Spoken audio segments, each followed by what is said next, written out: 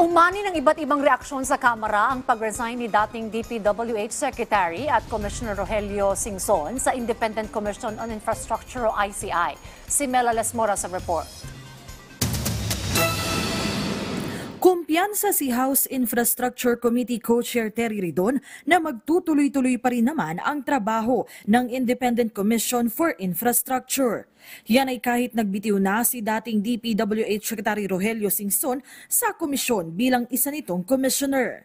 Ayon kay Ridon, kailangan lang na magtalaga ni Pangulong Ferdinand R. Marcos Jr. ng kapalit ni Singson na sakto para sa nasabing posisyon. For as long as the replacement of Secretary Singson is essentially having the same skill set as him, no, having the same integrity as him, tingin ko po pwede naman magtuloy po yung pong trabaho. So they had done good work in the last couple of months.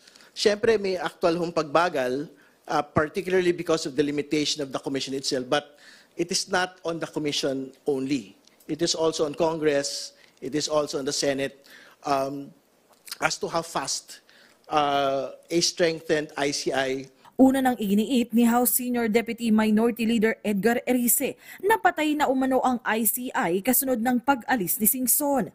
Kapwa rin ikinalungkot ni na ML Party List Representative Laila De Lima at Akbayan Party List Representative Percy Sendanya ang nasabing hakbang ng dating DPWH Secretary. Pero para naman sa ilang kongresista mula sa majority bloc, hindi maaantala ang pagpapanagot ng gobyerno sa mga dawit sa maanumalyang flood control project.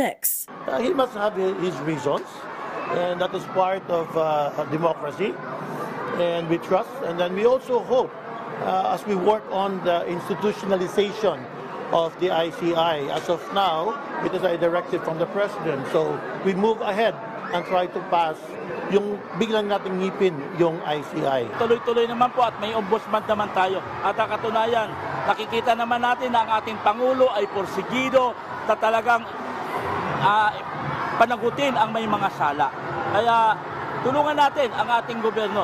Mela Lesmora para sa Pambansang TV sa Bagong Pilipinas.